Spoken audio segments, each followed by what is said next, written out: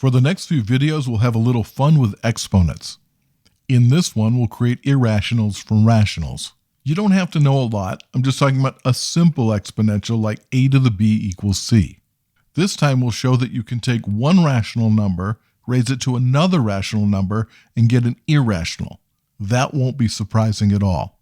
Next time, we'll show that you can take an irrational number and raise it to an irrational power and get a rational number.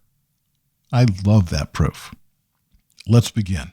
Stay with me, but we're going to back up and give some definitions. To start with, what's a rational number? Well, it's a kind of real number, and a real number is just a decimal that eventually ends or goes on forever. And I can write it as a ratio, as a fraction, p over q, where both p and q are integers, and q is not 0, because of course you can't divide by 0. We sometimes represent rationals with this q, which you can think of as meaning quotient. So that's a rational number. What's an irrational number? It's a real number that isn't rational. Let's stop with the definitions and look at this. 2 to the 1/2 power is the square root of 2. Before we show that the square root of 2 is irrational, let's quickly convince ourselves that 2 to the 1/2 power is the square root of 2. 2 to the 1/2 power times 2 to the 1/2 power is 2 to the 1/2 plus 1/2, which is 2 to the first, which is 2. Take the square root of both sides, and on the left you get the square root of 2 to the 1/2 power squared, which is just 2 to the 1/2 power. We're mostly done because 2 is a rational number.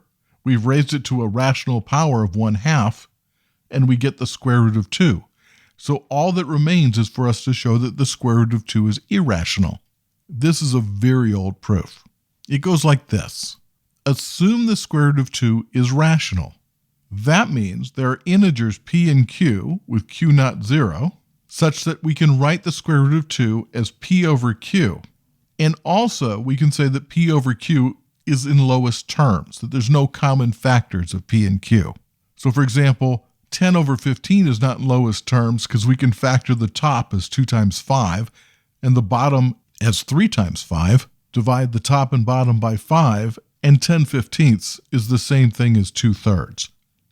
2/3 is in lowest terms, 10/15 is not.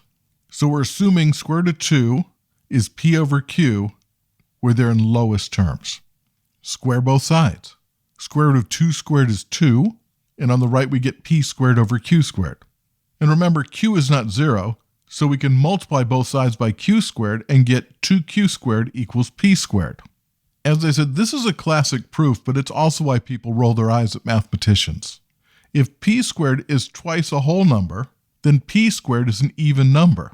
And if you think about it, if you square an even number, you get an even. If you square an odd number, you get an odd. So if p squared is even, p is even. But if p is even, it must be twice something. And so there must be some number n where p is 2 times n. And now we can replace the p in p squared with 2n. And when we square 2n, we get 4n squared. Divide both sides by 2, and we see that q squared equals 2n squared.